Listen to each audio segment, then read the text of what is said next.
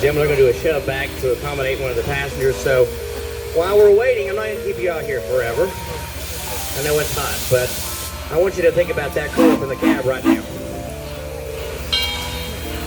They might want to change places with you right now, trade places with you. Very hot, extremely hot. Double the humidity up there in the cab from what we're experiencing right now.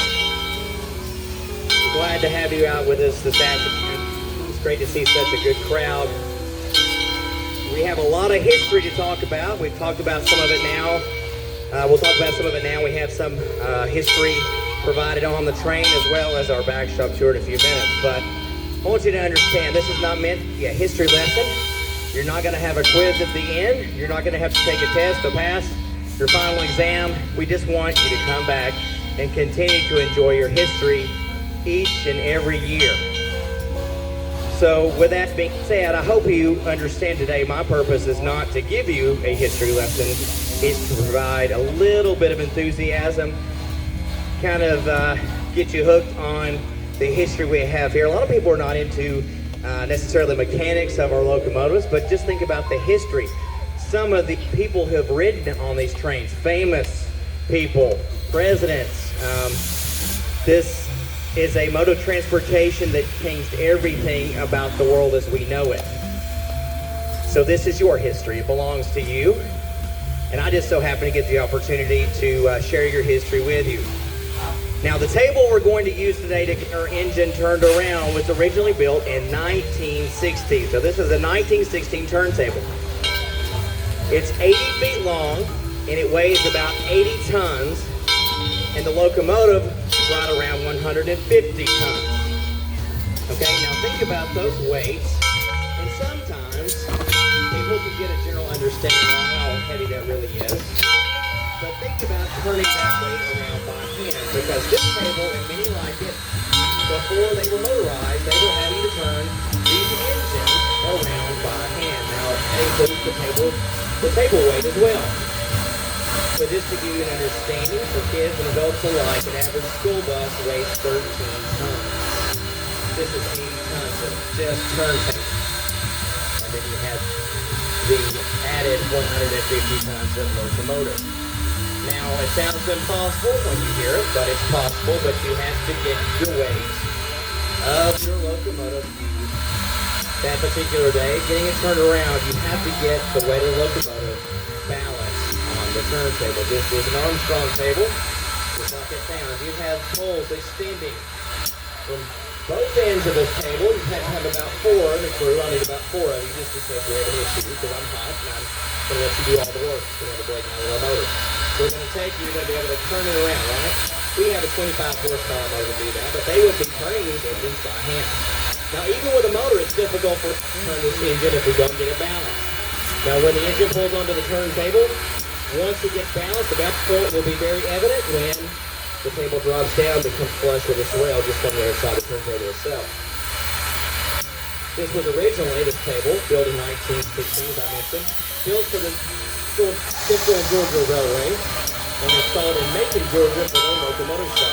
Later moved to Cedartown, Georgia below Rome, and eventually all operations were abandoned completely. We were able to acquire the table and install it here in the early 1980s. And again, this operation is the same concept, very similar to what we're using to make our way to and from Grand Junction, Chattanooga. You have your rail. It goes on both sides of the table, those wheels. And if you have the weight and look too far this direction, the wheel's not going to meet the rail on the other end. You're going to have to find that balance. Ladies and gentlemen, it's built in 1904 by the American Locomotive Company at its Richmond Works, Locomotive 630.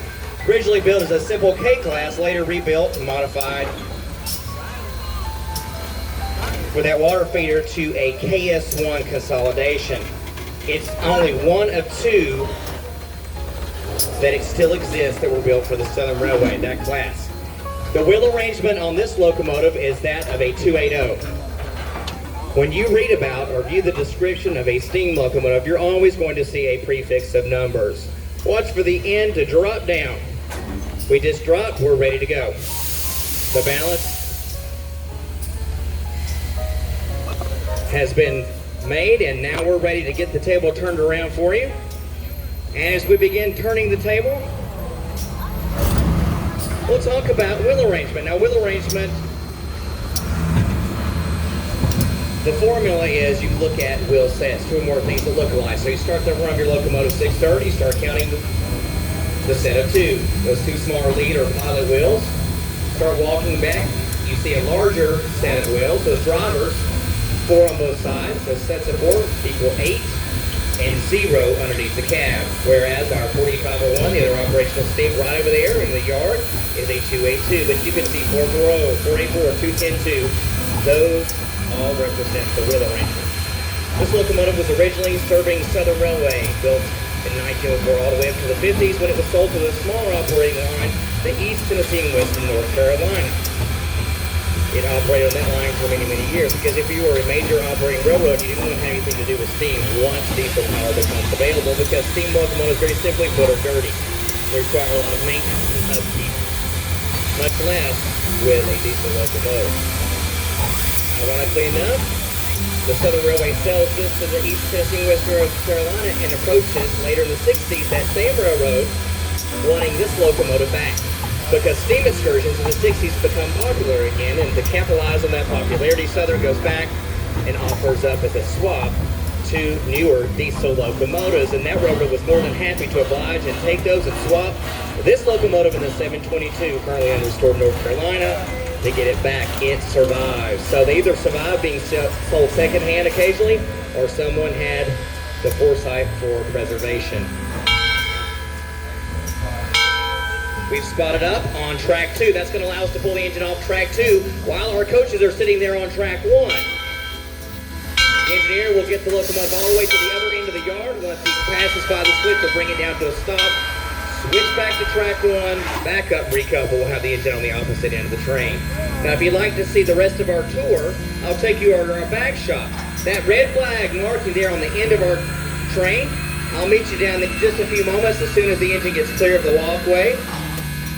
We should have plenty of time for snacks and drinks in the depot. Restrooms, facilities are located in the depot as well as the building just across the walkway. They're both labeled. I'm going to take it to that taller building. It's our back shop.